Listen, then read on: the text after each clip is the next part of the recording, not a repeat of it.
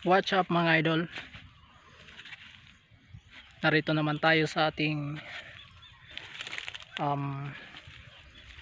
munting mais mga idol. So as I said na natin intercropping sa upo yung ating mais na Pioneer variety ang ginamit natin mga idol.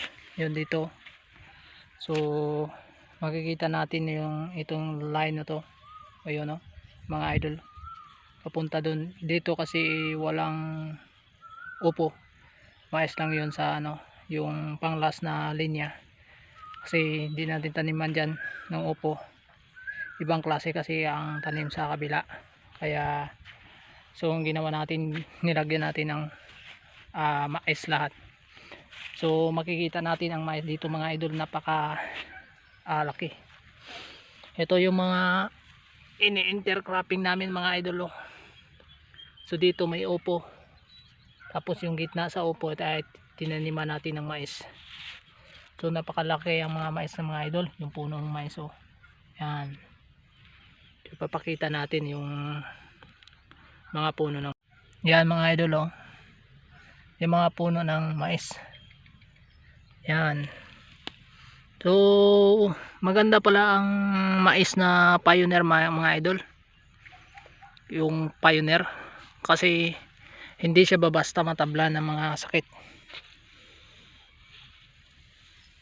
Ikukumpara natin sa ibang klase ng mais, yung mga ordinaryo lang na varieties ay talagang mabilis kinakain yung yung talbos. Ito mayroon ng kaunti pero hindi naman lahat tulad nito. Pero ang dati yung tinanim ko doon na yung mga ordinaryo lang na tinatanim lang ng mga farmers dito, mga tagatanim ng mais, yung mga lang talaga, pang uso lang. Napaka pangit po na kasi ang kinakain ng mga peste yung talbos kahit inisprayan ko.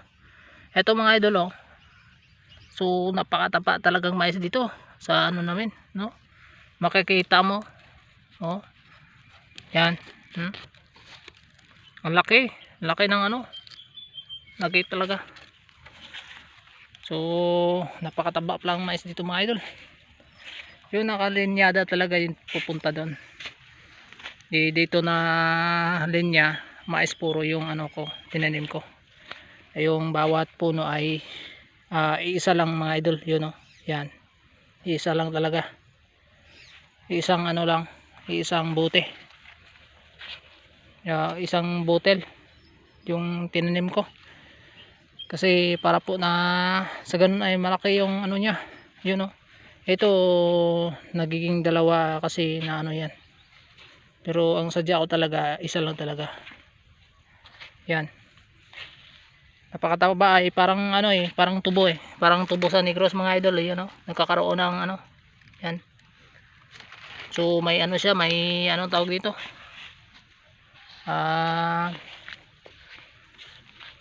sipling, yun, basta ganun na yun, napakataba, pupunta doon. So dito sa kabila yun ang intercropping, mayroong mais sa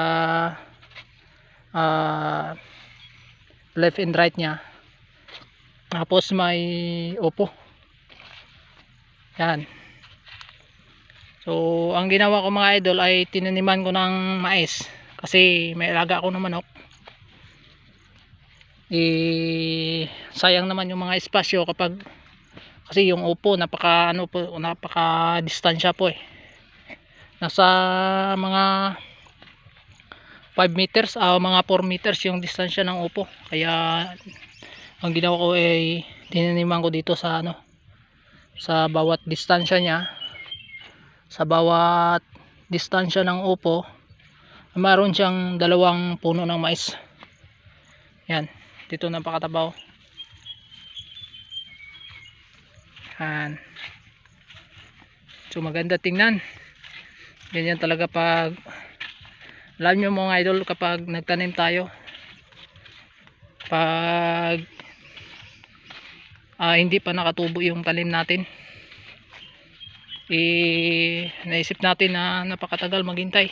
Pero kung marami tayong tanim, hindi natin mamamalayan na darating ang panahon na dadami talaga yung aanihin natin. Yun napakataba. Yung makita natin sa left and right yung mais. Hindi pa to hindi pa nga medyo matagal-tagal pa to bago mamunga yung mais natin. So ang upo natin, palagay ko may bulaklak na to. Parang nakikita ko may bulaklak. Tingnan natin. So yung mga mais natin talaga napaka taba talaga mga idol. So pag magbunga na to, ipapakita ko sa inyo kung malaki bang bunga o katamtaman lang.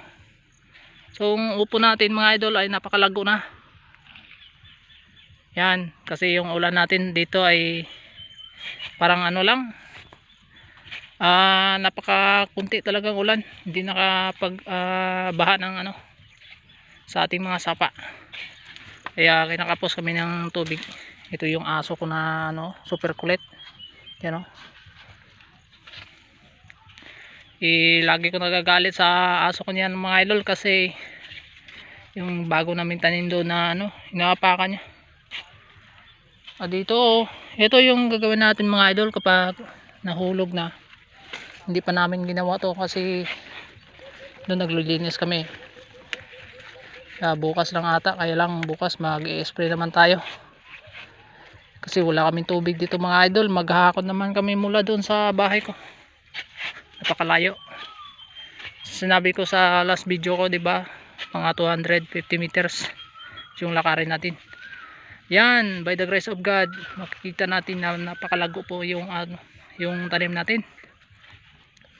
Ilang araw na lang mga idol, didilim na to dito. Sigurado. Dahil sa upo at mais. Diyan.